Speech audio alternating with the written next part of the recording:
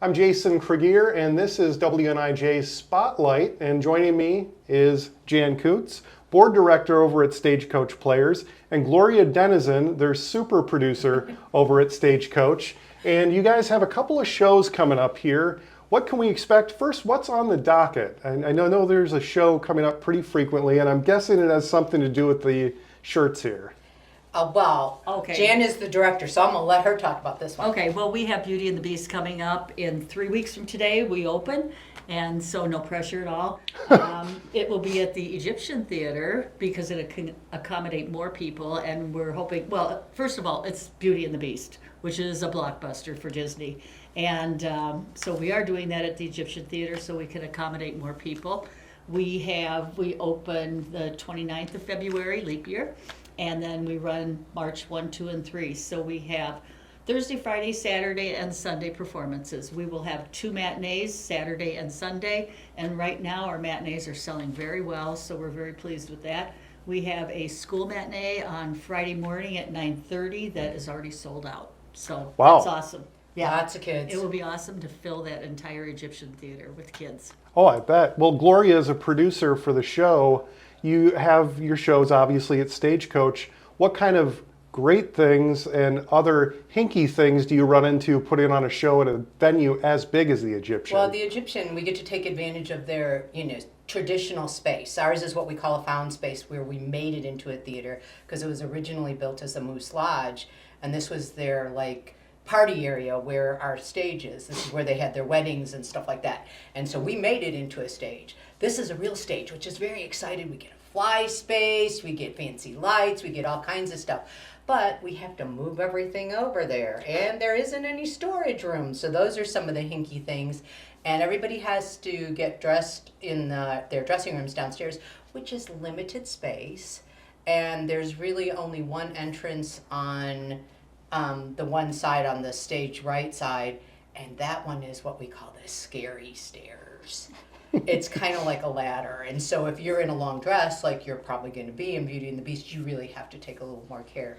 So we're glad to have a week to rehearse there so people can get used to some of the differences. And I imagine in that scenario, it's kind of like a bride-to-be in a long dress going the stairs. You need 8 or 9 people walking behind and holding that dress up. I think a lot of the women, they seriously reach down between their legs, they bring the back part up, and they hold that, and then they climb up the stairs. Because that way, you're not stepping on it. And how many people do we have in this show? 57, just 57. Which it's a great, talented cast. I mean, we had 120 audition for the show, so to cut that many people and that much talent was really very difficult. But we have an amazing cast. And going back to the costumes, I mean, there's no way that Mrs. Potts and our wardrobe and Lumiere and Cogsworth will be able to go downstairs to change. I mean, they have to, we're joking that they're going to have parking places on the stage right and stage left because their costumes are big. Their costumes are big. And Lumiere's constantly got his little candles on or whatever, because he's a candelabra. And so he can't, we could take him off, but God forbid he forgets to put him back on. So we'll probably say keep him on. Yeah. Sure. So this is a bit of a broad question, but what makes local theater so unique? And this can be for either one of you, if whoever wants to take that. I personally think it's unique because we're dealing with local people. And it's really cool, though, to see how we have expanded throughout the suburbs. Yeah, and so we have people coming from Woodridge, we have people coming from Mount Morris. I mean, we have a cast that's driving here to be with the show, and so we are reaching farther out, which is very cool, so that we're bringing in a bigger audience that gets to know our local talent. And so that's a lot of fun to see those people come in and appreciate what we are doing on our stage. And that's when we are, I mean, whether we're at the Egyptian or whether we're at the Stagecoach Players, we do quality shows, and we have a lot of talented people involved with those shows. Yes, and we have a lot of people that are behind the scenes that have professional experience as well as academic experience in terms of directing or performing or doing lighting and different technical things. And so it's great that they get to put their talents to use, and they might, have a real job that they work at 9 to 5, and then they come over and play with us in the evenings, which is really fun. Well, and I've always kind of loved that concept of the local theater, seeing somebody you may not have known having an incredible talent just surprise you. It reminds me of an episode of The Office where Andy's plumber ends up being a terrific singer. I imagine you have quite a bit of that, local cast, local people. How many people does it take to make one production happen? And I'll leave this to the director here. Okay. Right now, I just counted yesterday, we have 34 people in our production team, which is pretty incredible. Almost as many people off stage as on stage. And those people do it simply for the love of theater. They don't do it for the applause.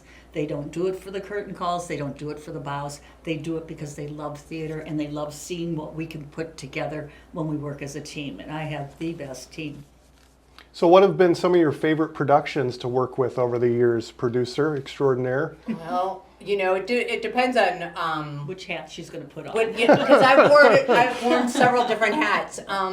I don't know that I absolutely have a favorite production. I would say that one of my favorite productions that I ever worked with Jan was Bye Bye Birdie. That was it was fun, it was different, we had a good time with And a that. classic too. Yes. Classic, Yes. and Yes. we've done shows together since 2000. So, we've been doing 24 years of Yes. shows together. Oh my Lord. We have. And, we've been to weddings of our family. We become family, and that's what's important about Stagecoach. And, birth of our grandchildren and stuff like that. So we've become family. And I would say across the board with a lot of the Stagecoachers, we are all family. So Jan, what would you tell someone what they can expect if they've never seen a show before at Stagecoach? What's something that you could say, hey, when you come here, what makes this so unique from any other show? Well, I think people will be surprised at the high caliber of talent that we have. We have new people in lead roles for this show, and they are extremely talented. Not that our people aren't talented, but it's just good to get that pool of talent that, I had a potential 6 bells for this show. So the talent is deep, and I think that people will be surprised at the level of talent. I think they will be surprised at the special effects that we're going to have throughout the show. We have some surprises for the ending of the show that I'm not going to give away.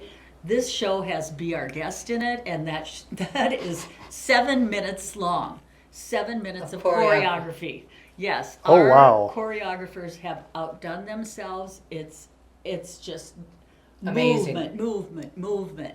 And I don't think anyone will be bored in this show whatsoever. Plus, our vocals are just good. So how long do you rehearse for one of these productions? Okay, for this production specifically, I built snow days in, so You have to. you have to. You have people coming from all different directions. I'm not going to put them on the road when it's icy or snowy or, well, I did when it was cold, but that's okay.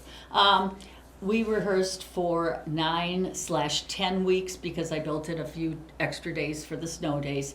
But I have to have 2 techs. I have one in our building where we get used to the microphones, we get used to the makeup, we get used to the costumes, and then I have another tech week at the Egyptian Theater, so that adds a week so that we get used to everything at the Egyptian Theater. So it's a process. I've done the Egyptian Theater before, so we know what to expect and what to do. So it's not easy.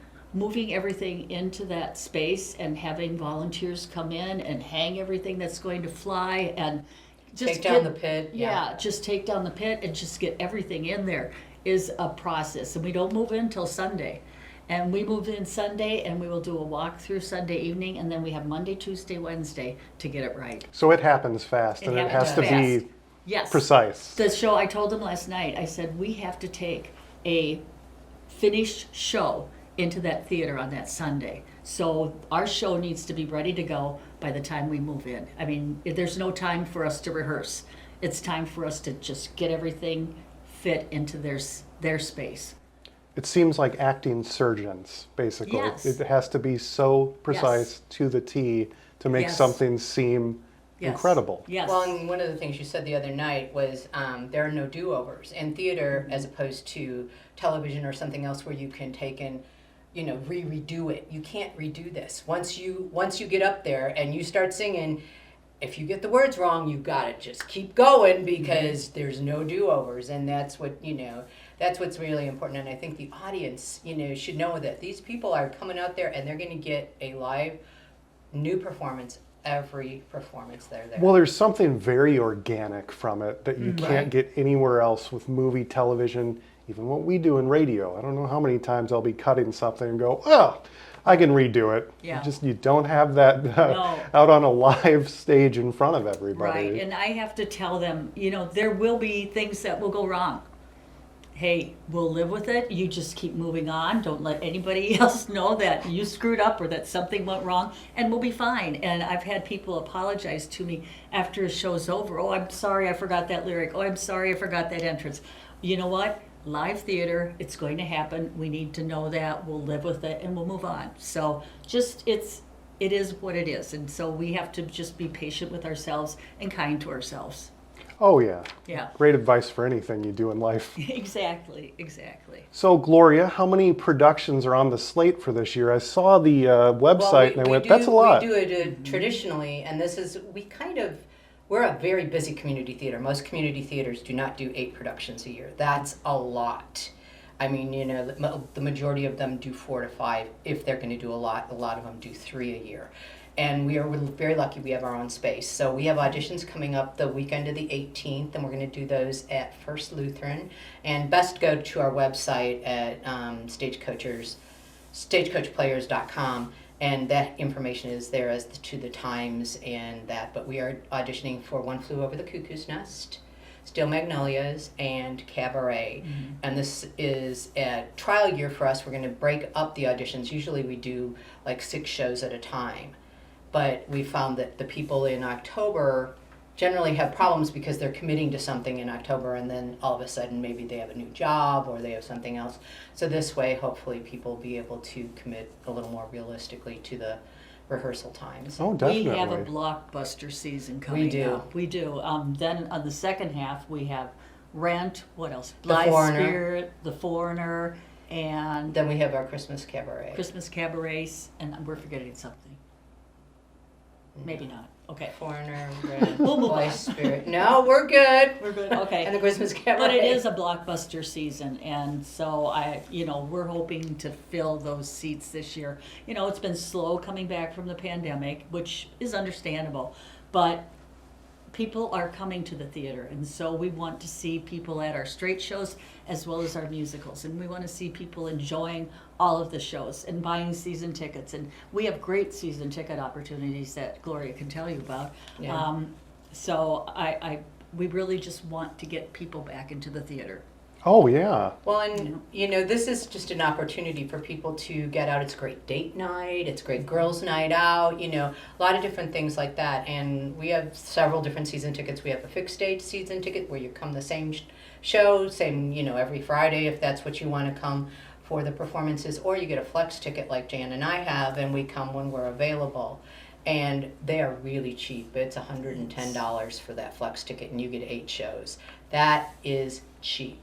And our ticket prices at this point, they're $22 for a musical and I think $17 for a non-musical. I have to look and see if you just come on your own. And that's fine. They're still not overly pricey, but a season ticket is a good deal. And it's really, we have an intimate space. We have 160 tickets, seats. So no seat is bad. And I think that our camera person would agree with that.